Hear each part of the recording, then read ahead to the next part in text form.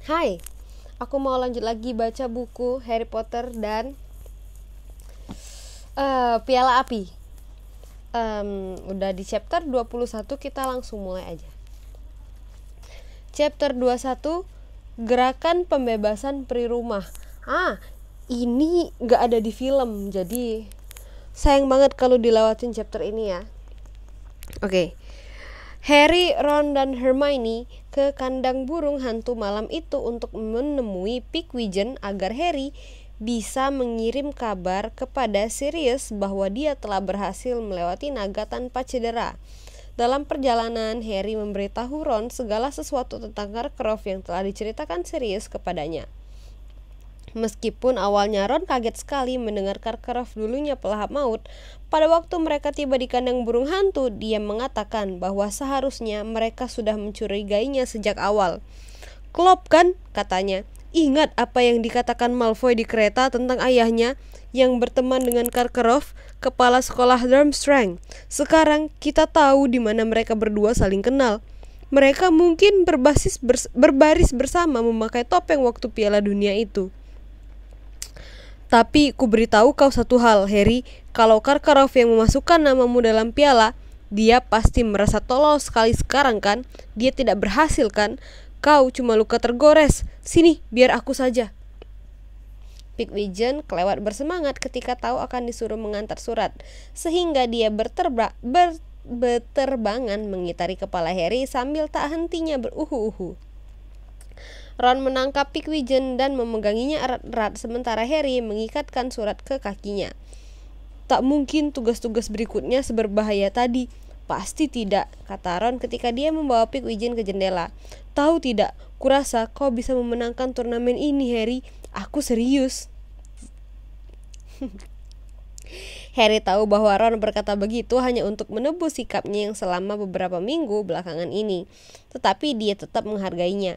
Meskipun demikian, Hermione bersandar pada dinding kandang burung hantu, bersedekap dan mengerjit menatap Ron. "Masih jauh sebelum Harry menyelesaikan turnamen ini," katanya serius. "Kalau tugas pertamanya sudah seperti itu, aku ngeri memikirkan apa tugas berikutnya." "Penghibur ulung kau ya," komentar Ron. "Kau dan Profesor Trelawney kapan-kapan harus bertemu." Ron melempar Pigwidgeon dari jendela. Pigwidgeon langsung terjun 3,5 meter sebelum berhasil terbang naik. Surat yang diikatkan ke kakinya lebih panjang dan lebih tebal daripada biasanya. Harry tak bisa menahan diri menceritakan kepada Sirius secara mendetail bagaimana dia berkelit, memutar, dan mengawasi si naga ekor berduri, dan menghindari si naga ekor berduri. Mereka mengawasi Pigwidgeon menghilang ke dalam kegelapan, dan kemudian Ron berkata, "Lebih baik kita sekarang turun untuk pesta kejutanmu, Harry. Fred dan George tentunya sudah berhasil mengambil cukup makanan dari dapur sekarang." Betul saja, ketika mereka memasuki ruang rekreasi Gryffindor, ruangan meledak dengan sorakan dan teriakan-teriakan riuh lagi. Ada setumpuk kue-kue, jus labu kuning, dan butterbeer di atas semua permukaan. Lee Jordan telah menyalakan beberapa kembang api filibuster sehingga udara dipenuhi bintang-bintang dan bunga api. Dan Dean Thomas yang jago menggambar telah membuat beberapa panji-panji baru yang impresif. Sebagian besar menggambarkan Harry terbang mengelilingi kepala si ekor berduri di atas firebolt-nya. Meskipun beberapa di antaranya menampilkan Cedric dengan kepala terbakar. Harry mengambil makanan lalu duduk bersama Ron dan Hermione. Dia nyaris sudah lupa bagaimana rasanya benar-benar lapar. Harry tak percaya betapa bahagianya dia. Ron telah berbaikan dengannya. Dia telah berhasil melewati tugas pertamanya dan dia baru akan menghadapi tugas keduanya 3 bulan lagi. "Ampun deh, berat amat," kata Lee Jordan mengangkat telur emas yang diletakkan Harry di atas meja dan menimangnya. "Buka dong, Harry. Ayo, coba kita lihat apa isinya." "Dia harus memecahkan petunjuk itu sendiri," kata Hermione tegas. "Ada dalam peraturan turnamen. Aku juga diharuskan berupaya sendiri sebagaimana bisa melewati naga itu," gumam Harry, sehingga hanya Hermione yang bisa mendengarnya dan Hermione nyengir agak merasa bersalah. "Ayo Harry buka," beberapa anak ikut membujuk. Lee menyerahkan telur emas kepada Harry dan Harry mencongkel lekukan yang melingkari telur dengan kukunya dan membukanya. Telur itu berongga dan sama sekali kosong. Tetapi begitu Harry membukanya, suara yang sangat mengerikan, lolongan keras melengking, memenuhi ruangan. Bunyi yang paling mirip dengan lolongan itu adalah orkes hantu yang memainkan alat musik gergaji dalam pesta ulang tahun kematian Nick si kepala nyaris putus. "Tutup!" raung Fred menutupi telinganya. "Apa itu?" kata Seamus Finnegan menatap telur ketika Harry menutupnya lagi. "Kedengarannya seperti banshee." "Mungkin maksudnya kau harus melewati banshee, Harry." "Itu mirip suara orang yang disiksa," kata Neville yang sudah pucat pasi dan menumpahkan sosis di lantai. "Kau harus melawan kutukan Cruciatus." "Jangan ngaco, Neville, itu ilegal," kata George. "Mereka tidak akan menggunakan kutukan Cruciatus pada para juara. Menurutku suaranya mirip Percy menyanyi. Mungkin kau harus menyerangnya waktu dia mandi, Harry." "Mau kue selai, Hermione?" Fred menawarkan. Hermione memandang ragu-ragu piring yang disodorkan Fred. Fred nyengir. "Tidak apa-apa," katanya. "Tidak aku apa-apakan. Krim custard yang harus kau waspadai." Neville yang baru saja menggigit kue krim custard tersedak dan memuntahkannya. Fred terbahak. "Cuma bergurau, Neville." Hermione mengambil kue selai, kemudian dia berkata, "Apakah kau mengambil semua ini dari dapur, Fred?"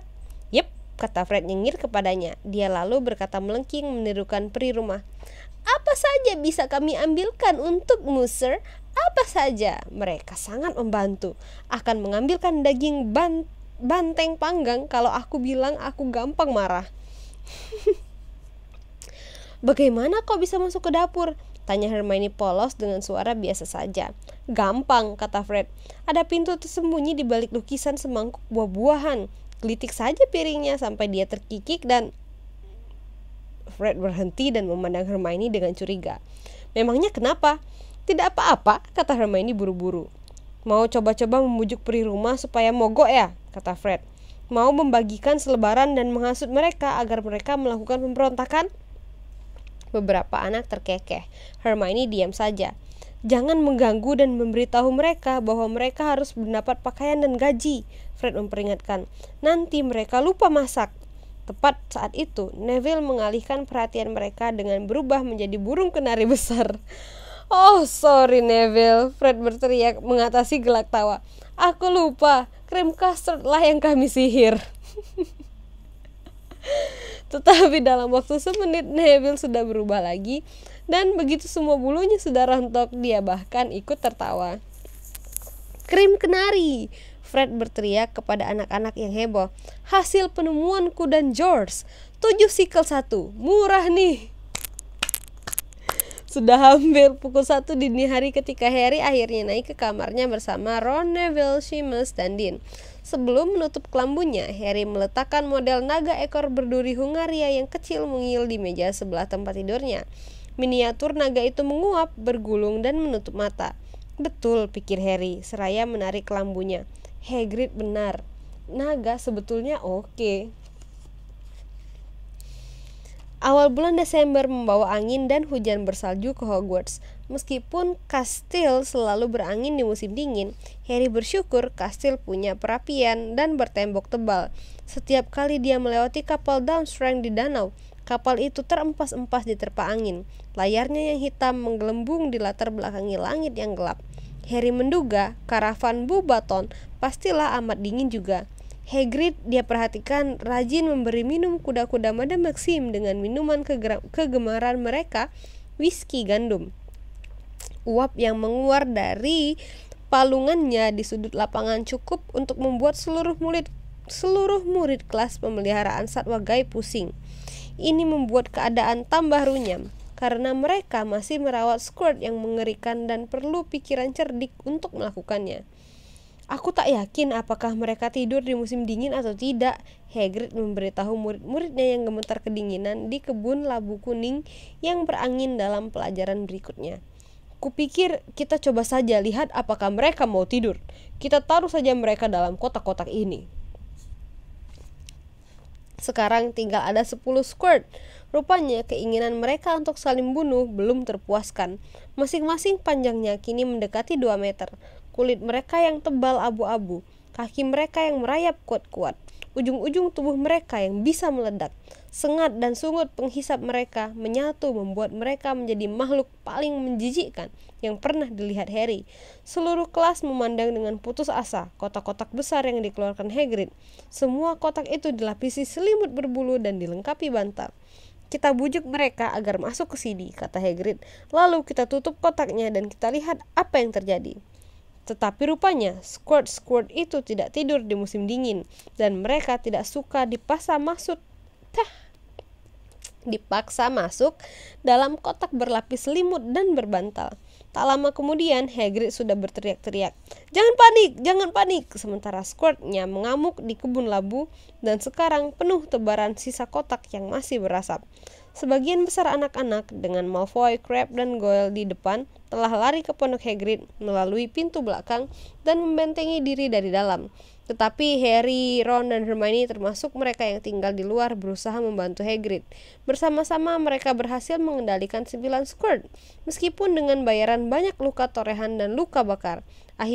Akhirnya hanya tinggal 1 squirt yang belum tertangkap. Jangan buat dia takut, Hagrid berteriak ketika Ron dan Harry menggunakan tokat sihir mereka untuk meluncurkan semburan api ke squirt itu yang mendekati mereka dengan bengis. Sengatnya terangkat, bergetar di punggungnya. Cobalah selipkan saja tali ke sengatnya supaya dia tidak lukai yang lain. Ya, kita tak mau dia melukai yang lain, teriak Ron berang sementara dia dan Harry mundur ke arah dinding pondok Hagrid sambil masih menahan si squirt dengan bunga api mereka. Wah, asyik sekali kelihatannya. Rita Skeeter sedang bersandar ke pinggir pagar kebun Hagrid, menonton penganiayaan itu. Dia memakal mantel tebal merah dengan kerah bulu ungu hari ini, dan tas tangan kulit buayanya tergantung di lengannya. Hagrid melompat maju dan mendarat di atas skirt yang menyudutkan Harry dan Ron mengencetnya. Lidah api menyembur dari salah satu ujungnya membuat tanaman labu di dekatnya layu semua. Siapa kau? Hagrid bertanya kepada Rita Skeeter seraya menyelipkan tali ke sengat si skirt dan mengikatnya erat-erat. Rita Skeeter, reporter Daily Prophet. Rita menjawab tersenyum kepada Hagrid, gigi emasnya berkilau. Kan Dumbledore sudah bilang, kau tak diizinkan lagi masuk kompleks sekolah, ujar Hagrid, mengernyit sedikit ketika dia menyingkir dari skirt yang sedikit gepeng dan menariknya ke kawannya. Rita bersikap seakan dia tidak mendengar apa yang dikatakan Hagrid. Apa namanya makhluk mempesona ini? Dia bertanya, tersenyum semakin lebar. Squirt ujung meletup, gerutu Hagrid. Oh ya, Rita menimpali, tampaknya sangat tertarik. Aku belum pernah dengar dari mana asal mereka. Harry memperhatikan rona merah memburat dari atas jenggot hitam Hagrid yang berantakan dan hatinya mencelos. Dari mana Hagrid mendapatkan skirt-skirt ini? Hermione yang rupanya berpikiran sama, buru-buru berkata, mereka sangat menarik, iya kan Harry? Apa? Oh yeah, menarik, kata Harry ketika Hermione menginjak kakinya. Kau di sini, Harry, kata Rita Skeeter ketika dia memandang berkeliling. Jadi kau suka pelajaran pemeliharaan satwa gaib ya? Salah satu pelajaran favoritmu? Ya, jawab Harry keras. Hagrid tersenyum kepadanya. Bagus, kata Rita. Bagus sekali. Sudah lama mengajar, dia menambahkan kepada Hagrid. Harry memperlihatkan mata Rita beralih ke Dean yang sebelah pipinya terkena luka toreh dalam, Lavender yang jubahnya terbakar hangus, Seamus yang sedang merawat beberapa jarinya yang terbakar, dan kemudian ke jendela pondok. Di balik jendela itu sebagian besar anak-anak berdiri, hidung mereka menempel ke kaca menunggu keadaan aman. Ini baru tahun keduaku, kata Hagrid. Bagus, kurasa kau tak mau diwawancara, membagikan beberapa pengalamanmu mengenai satwa-satwa gaib. Di Prophet setiap Rabu ada rubrik zoologi yang aku yakin kau sudah tahu. Kita bisa menampilkan skirt ujung meledak ini. Skirt ujung meletup, kata Hagrid penuh semangat. Ya, kenapa tidak? Harry khawatir sekali soal wawancara ini, tapi tak ada jalan untuk memberitahukannya kepada Hagrid tanpa dilihat Rita Skeeters. Jadi terpaksa dia cuma bisa berdiri menyaksikan saja sementara Hagrid dan Rita Skeeter membuat janji bertemu di Tribunstick untuk wawancara menjelang akhir minggu ini. Kemudian bel berdering di kastil menandakan akhir pelajaran. "Nah, selamat tinggal Harry," Rita Skeeter berseru riang kepadanya ketika Harry berjalan pergi bersama Ron dan Hermione. Sampai Jumat malam kalau begitu Hagrid. Dia akan memutarbalikkan semua yang dikatakan Hagrid, desis Harry. Asal dia tidak mengimpor Squirt itu secara ilegal saja atau melanggar peraturan lain, kata Hermione putus asa. Mereka saling pandang. Soalnya justru hal-hal seperti itulah yang mungkin dilakukan Hagrid. Hagrid sudah banyak mengalami kesulitan sebelumnya dan Dumbledore tak pernah memecatnya, kata Ron menghibur. Yang paling buruk yang bisa terjadi adalah Hagrid harus menyingkirkan Squirt itu. Sorry, apa aku tadi bilang yang paling buruk? Maksudku yang paling baik. Harry dan Hermione tertawa dan merasa sedikit lebih ceria. Mereka pergi makan siang. Harry benar-benar menikmati 2 jam pelajaran ramalan sore itu. Mereka masih membuat peta bintang dan ramalan, tetapi setelah dia dan Ron kembali bersahabat, keseluruhan pelajaran jadi sangat lucu lagi. Profesor Trelawney yang sangat puas dengan keduanya ketika mereka meramalkan kematian mereka yang mengerikan, segera menjadi jengkel ketika mereka berkali-kali terkikik mendengar penjelasannya tentang berbagai cara Pluto mengacaukan kehidupan sehari-hari. "Kurasa," katanya dalam bisikan mistis yang tidak menyembunyikan kejengkelannya, "beberapa di antara kita," dia memandang Harry penuh arti, "mungkin tak akan sesembrono ini kalau mereka melihat apa yang kulihat saat memandang ke dalam bola kristalku semalam. Saat aku duduk di sini, asyik menyulam, dorongan untuk melihat bola kristal menguasaiku. Aku bangkit, duduk di depannya, dan memandang ke dalam kristalnya. Dan apa menurut kalian yang balas memandangku?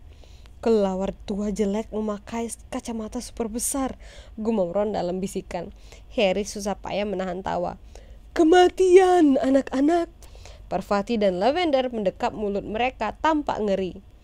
"Ya," kata Profesor Trelawney mengangguk-angguk mengesankan.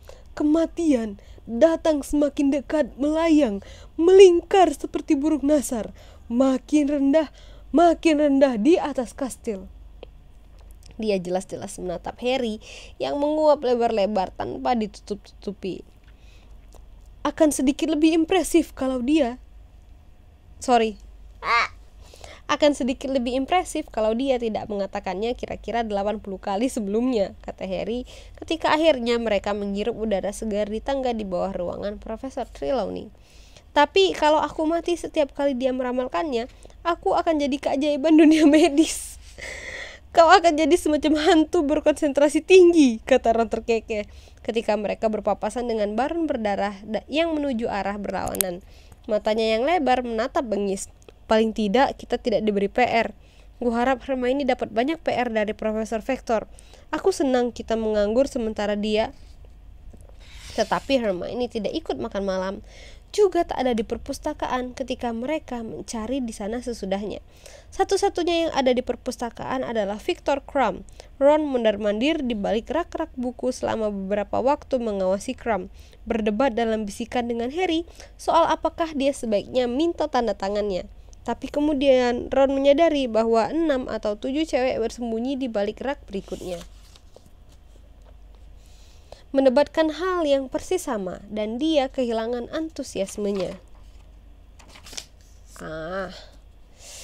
"Heran, kemana dia?" ujar Ron selagi dia dan Harry kembali ke menara Gryffindor. "Entahlah, Balderdash." Namun baru saja sinyonya gemuk mulai merayun ke depan, terdengar derap kaki yang berlari mendekat mengumumkan kedatangan Hermione. "Harry!" sengalnya berhenti di samping Harry. Sinyonya gemuk menatapnya, alisnya terangkat. "Harry, kau harus lihat. Hal paling menakjubkan telah terjadi. Ayo dong." Dia menyambar lengan Harry dan menyeretnya kembali ke koridor. "Ada apa?" tanya Harry. "Nanti kutunjukkan kalau sudah sampai." "Oh, ayo cepat." Harry berpaling memandang Ron. Ron balas memandang Harry terperangah. Oke, kata Harry kembali ke koridor bersama Hermione. Ron bergegas menyusul. Oh, jangan pedulikan aku, teriak si Nyonya Gemuk jengkel kepada mereka. Tak usah minta maaf telah menggangguku. Aku akan tetap begini terbuka lebar sampai kalian kembali, begitu? Ya, terima kasih, teriak Ron sambil menoleh. Hermione, kita kemana? Harry bertanya setelah dia membawa mereka melewati 4 lantai dan mulai menuruni tangga pualam ke aula depan.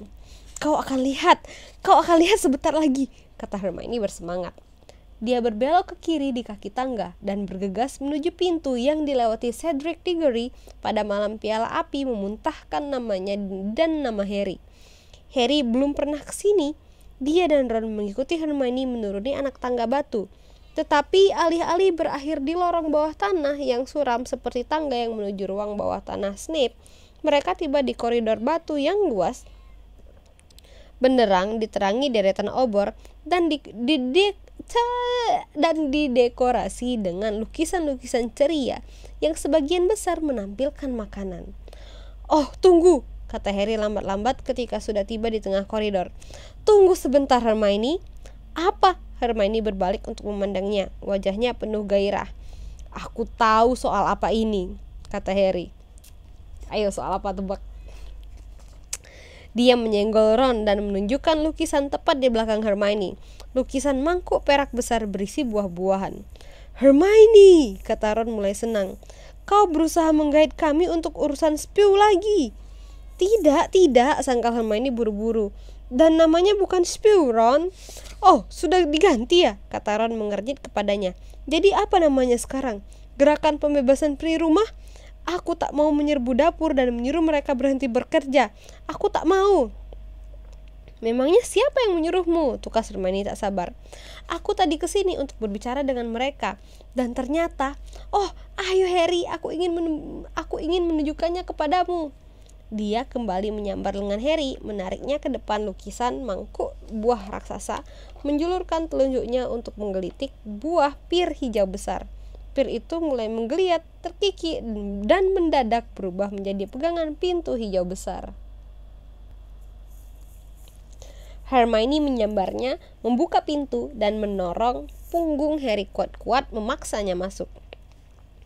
Sekilas Harry melihat ruangan besar, berlangit-langit tinggi, sebesar aula besar di lantai atas, dan tumpukan panci dan wajan kuningan yang berkilauan berjajar di sepanjang dinding batunya dan perapian besar di batu ujung satunya.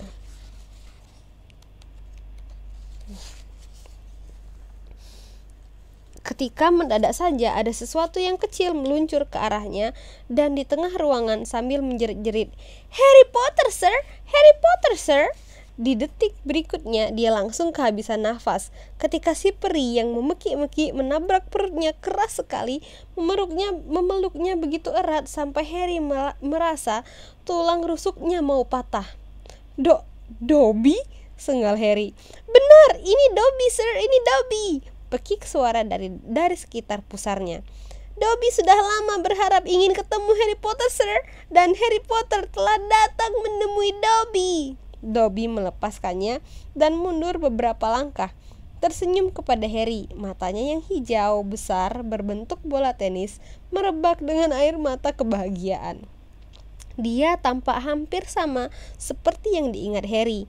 Hidungnya yang seperti pensil, telinganya yang seperti sayap kelelawar, tangan dan kakinya yang berjari-jari panjang. Semuanya, kecuali pakaiannya yang sangat berbeda.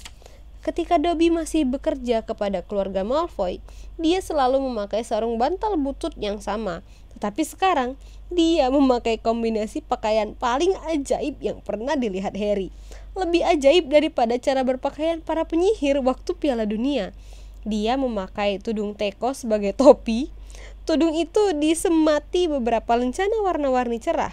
Dasi bermotif tapal kuda di atas dadanya yang telanjang, celana pendek sepak bola anak-anak, dan kaos kaki yang berbeda. Salah satunya adalah kaos kaki hitam yang dilepas Harry dari kakinya sendiri untuk mengecoh Mr. Malfoy, yang langsung melemparkannya ke Dobby dengan demikian membebaskan Dobby.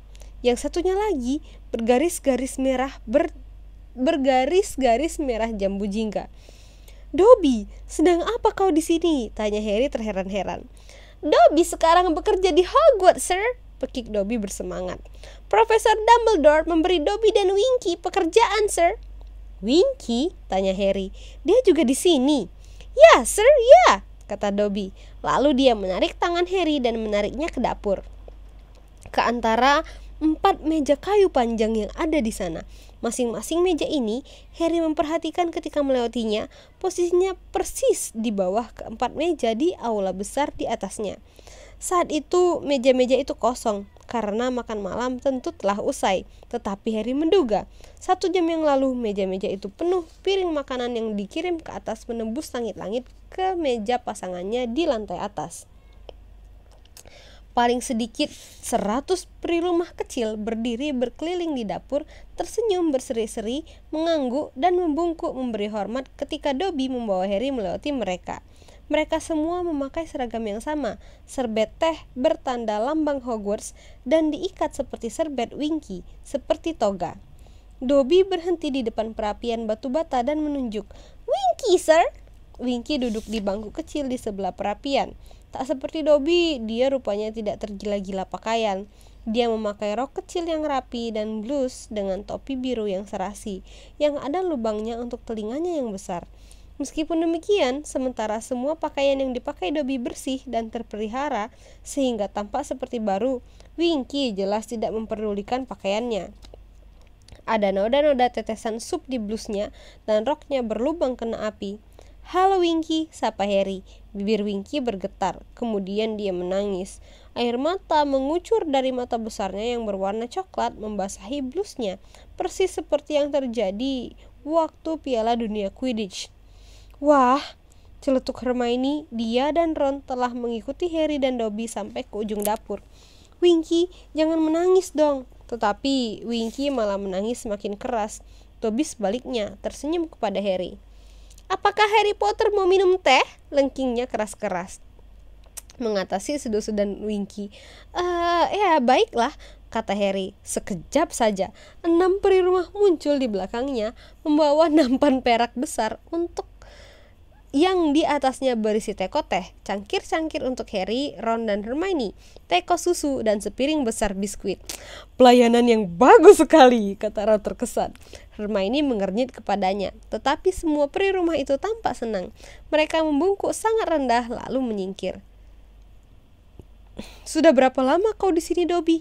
Harry bertanya ketika Dobby menyajikan teh. "Baru seminggu, Harry Potter, Sir," kata Dobby riang. "Dobby datang menemui Profesor Dumbledore, Sir. Soalnya, Sir, susah sekali bagi peri rumah yang sudah dipecat untuk mendapatkan pekerjaan baru." "Sungguh sangat sulit, Sir." Mendengar ini, Winky melolong semakin keras. Hidungnya yang seperti tomat tergencet meneteskan ingus ke blusnya, dan dia sama sekali tak berusaha membendungnya. "Dobby telah berkeliling negeri selama 2 tahun penuh, Sir, mencari pekerjaan," lengking Dobby. "Tetapi Dobby tidak mendapatkan pekerjaan, Sir, karena Dobby minta bayaran sekarang." Para peri rumah yang berada di sekeliling dapur, yang sejak tadi mendengarkan dan menonton dengan penuh minat, semua memalingkan muka mendengar ini, seakan Dobby telah mengatakan sesuatu yang tidak sopan dan memalukan. Tetapi Hermione berkata, "Bagus, Dobby." "Terima kasih, Miss," kata Dobby nyengir memamerkan giginya kepada Hermione. "Tetapi kebanyakan penyihir tak menginginkan peri rumah yang minta bayaran, Miss." "Peri rumah apaan?" kata mereka, dan membanting pintu di depan muka Dobby. Dobby senang bekerja, tetapi dia mau pakai pakaian dan dia ingin dibayar Harry Potter. Dobby senang bebas. Para peri rumah Hogwarts sekarang mulai menjauh dari Dobby, seakan dia berpenyakit menular. Namun Winky tetap tinggal di tempatnya, meskipun tangisannya bertambah keras. Dan kemudian Harry Potter, Dobby mengunjungi Winky, dan ternyata Winky sudah dipecat juga, Sir, kata Dobby riang. Mendengar ini, Winky menjatuhkan diri dari bangkunya dan berbaring menelungkup di lantai batu, memukul-mukulkan kepalan tangannya yang kecil ke lantai dan menjerit-jerit merana. Hermione buru-buru berjongkok di sebelahnya dan berusaha menghiburnya. Tetapi apapun yang dikatakannya tak membawa perubahan sedikit pun. Dobby meneruskan ceritanya berteriak keras untuk mengatasi lengkingan Winky. Dan kemudian Dobby mendapat ide, Harry Potter, Sir. Kenapa Dobby dan Winky tidak mencari pekerjaan bersama-sama? Kata Dobby. Di mana ada cukup banyak pekerjaan untuk dua peri rumah, kata Winky. Dan Dobby berpikir dan muncul di benaknya, Sir, Hogwarts. Maka Dobby dan Winky datang menemui Profesor Dumbledore, Sir, dan Profesor Dumbledore menerima kami. Dobby tersenyum cerah sekali dan air mata kebahagiaan kembali merebak di matanya. Dan Profesor Dumbledore mengatakan akan membayar Dobby, Sir, kalau Dobby ingin dibayar. Jadi Dobby peri rumah merdeka, Sir, dan Dobby menerima 1 galeon per minggu dan libur sehari dalam sebulan. Itu tidak banyak, teriak Hermione jengkel dari lantai. Sementara Winky masih terus menjerit-jerit dan memukul-mukul lantai. Profesor Dumbledore menawari Dobby 10 galeon per minggu dan libur setiap akhir pekan, kata Dobby, mendadak bergidik seakan prospek mendapat kekayaan dan waktu luang begitu banyak terasa mengerikan. Tetapi Dobby menolaknya, Miss. Dobby suka kebebasan, Miss, tapi dia tidak menginginkan terlalu banyak. Dia lebih suka bekerja. Dan berapa banyak Profesor Dumbledore membayarmu, Winky? Hermione bertanya ramah. Kalau dia mengira ini akan menghibur Winky, dia keliru sekali. Winky memang berhenti menangis, tetapi ketika duduk dengan wajah bersimbah air mata, mata besarnya yang coklat mendelik menatap Hermione dan mendadak dia marah.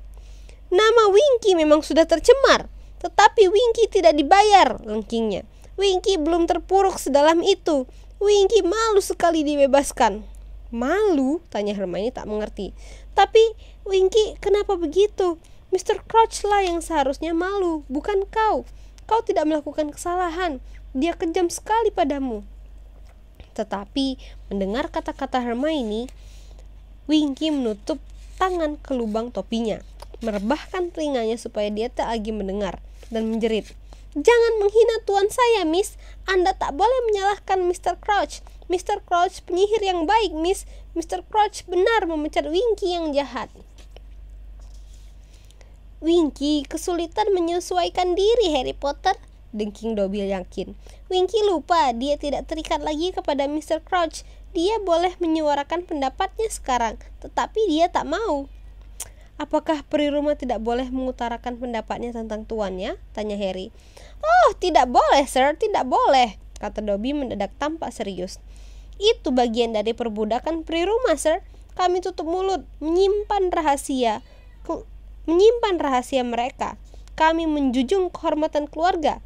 Kami tak pernah menjelek-jelekan mereka. Meskipun Profesor Dumbledore memberitahu Dobby, dia tidak menuntut ini. Profesor Dumbledore bilang kami bebas untuk Dobby mendadak tampak gugup dan memberi isyarat agar Harry mendekat. Harry membungkuk. Dobby berbisik. Dia bilang kami bebas mengatainya orang sinting aneh yang dingin kalau mau, Sir. Dobby mengeluarkan semacam kiki ketakutan. Tapi Dobby tak mau, Harry Potter, katanya bicara normal lagi dan menggelengkan kepalanya sampai telinganya berkepak-kepak. Dobby sangat menyukai Profesor Dumbledore, Sir, dan bangga tutup mulut menyimpan rahasianya. Tetapi, kau bisa bilang apa saja yang kau mau tentang keluarga Malfoy sekarang? Harry bertanya nyengir. Mata Dobby yang besar tampak agak ketakutan. Dobby bisa, katanya ragu-ragu. Ditegapkannya bahunya yang kecil. Dobby bisa memberitahu Harry Potter bahwa majikannya yang lama adalah penyihir hitam jahat. Sesaat seluruh tubuh Dobby gemetar, ngeri sendiri akan keberaniannya. Kemudian dia berlari ke meja terdekat dan mulai membenturkan kepalanya ke meja itu keras-keras. Dobby jelek! Dobby jelek! Harry menyambar bagian belakang dasi Dobby dan menariknya ke meja. Harry menyambar bagian belakang dasi Dobby dan menariknya dari meja. Terima kasih, Harry Potter, terima kasih, kata Dobby terengah menggosok-gosok kepalanya. Kau cuma perlu sedikit latihan, kata Harry. Latihan? Lengking Winky berang. Kau seharusnya malu pada dirimu sendiri, Dobby, menjelek-jelekan tuanmu begitu. Mereka bukan tuanku lagi, Winky, bantah Dobby bandel. Dobby tak peduli lagi apa pendapat mereka. Oh, kau peri jahat, Dobby, ratap Winky. Air matanya bercucuran lagi. Kasihan Mr. Crouch, apa yang dilakukannya tanpa Winky? Dia membutuhkanku. Dia membutuhkan bantuanku. Aku merawat semua keluarga Crouch seumur hidupku. Dan ibuku melakukannya sebelum aku. Dan nenekku melakukannya sebelum dia. Oh, apa yang akan mereka katakan kalau mereka tahu Winky sudah dibebaskan? Oh, sungguh memalukan, memalukan. Dia membenamkan wajah ke roknya dan menangis menggerung-gerung. Winky, kata Hermione tegas. Aku yakin Mr. Crouch baik-baik saja tanpa kau. Aku sudah melihatnya. Anda melihat tuan saya? Tanya Winky menahan nafas, mengangkat wajahnya yang berlinang air mata dari roknya sekali lagi dan terbelalak menatap Hermione. Anda melihatnya di sini, di Hogwarts? Iya, kata Hermione. Dia dan Mr. Bagman menjadi juri dalam Triwizard Turnamen. Mr. Bagman juga datang, lengking Winky, dan betapa herannya Harry dan Ron dan Hermione juga kalau melihat wajah mereka. Winky marah lagi. Mr. Bagman penyihir jahat, jahat sekali. Tuan saya tidak menyukainya. Oh, tidak, sama sekali tidak. Bagman jahat, tanya Harry. Oh iya, kata Winky mengangguk-angguk berang. Tuan saya memberitahu Winky beberapa hal, tapi Winky tak mau bilang. Winky menjaga rahasia tuannya. Sekali lagi, air matanya membanjir. Mereka bisa mendengarnya terisak di roknya. Kasihan tuan, tak ada lagi Winky yang membantunya. Mereka tak bisa lagi memancing Winky mengatakan hal-hal yang masuk akal. Mereka membiarkannya menangis dan menghabiskan teh mereka. Sementara Dobby mengoceh riang tentang hidupnya sebagai peri rumah merdeka dan rencananya menggunakan gajinya. Berikutnya, Dobby mau membeli sweater Harry Potter, katanya gembira, menunjuk dadanya yang telanjang. Dobby, kata Ron yang rupanya jadi suka sekali pada peri. Ku beri saja sweater yang dirajut ibuku untuk Natal ini. Aku selalu dapat sweater baru setiap Natal. Kau tak keberatan warna merah tua kan? Dobby senang sekali. Kau mungkin harus membuatnya mengerut sedikit biar pas untukmu, Ron memberitahunya. Tapi sweater itu akan serasi sekali dengan tudung tehmu. Ketika mereka bersiap pulang, banyak peri rumah di sekeliling mereka mendekat, menawarkan cemilan untuk dibawa ke atas. Hermione menolak. Wajahnya menyiaratkan kepedihan melihat bagaimana para peri itu tak hentinya membungkuk dan menghormat. Tetapi Harry dan Ron memenuhi kantong-kantong mereka dengan kue krim dan pie. Banyak terima kasih, kata Harry kepada para peri yang semua berkerumun di pintu untuk mengucapkan selamat tidur. Sampai ketemu lagi, Dobby. Harry Potter, boleh Dobby datang menemui Anda kapan-kapan, Sir? Dobby bertanya ragu-ragu. Tentu saja boleh, kata Harry, dan Dobby berseri-seri. Tahu tidak, cetutuk Ron, begitu Harry dan Hermione telah meninggalkan dapur dan sedang menaiki tangga menuju aula depan lagi. Selama beberapa tahun ini, aku sungguh terkagum-kagum pada Fred dan George mengambil makanan dari dapur. Ternyata itu tidak sukar sama sekali. Mereka tak sabar ingin memberikannya. Kurasa ini hal paling baik yang bisa terjadi pada para peri itu, kata Hermione berjalan paling depan menuju ke tangga pualam. Dobby bekerja di sini. Maksudku, peri-peri yang lain akan melihat betapa bahagianya dia, merdeka. Dan pelan-pelan mereka akan menyadari bahwa mereka ingin merdeka juga. Semoga saja mereka tidak terlalu memperhatikan Winky, kata Harry. Oh, dia akan ceria juga nanti, kata Hermione, meskipun kedengarannya agak ragu-ragu. Kalau sudah tidak syok dan sudah terbiasa dengan Hogwarts, dia akan menyadari bahwa dirinya lebih baik tanpa si Crouch itu. Kelihatannya Winky menyayanginya, kata Ron tak jelas. Dia baru saja menggigit kue krim. Tapi tak suka Bagman ya, kata Harry. Apa yang dikatakan Crouch di rumah tentang Bagman? Mungkin dia bilang Bagman bukan kepala departemen yang baik, kata Hermione. Dan jujur saja, ada benarnya juga kan? Tetap saja aku lebih suka bekerja untuknya daripada si tua Crouch, kata Ron. Paling tidak Bagman punya rasa humor. Jangan sampai Percy mendengarmu ngomong begitu, kata Hermione tersenyum. Ya, tapi Percy mana mau bekerja pada orang yang punya selera humor kan? Kata Ron sekarang makan kue sus coklat. Percy tak akan mengenali lelucon, sekalipun lelucon itu menari telanjang di depannya memakai tudung tekodobi. And that's the end of the chapter. Wah, lumayan panjang ya ternyata. Jadi kalau menurut aku sih chapter ini quite fun karena satu dia nggak ada di film. Jadi aku sempat lupa waktu aku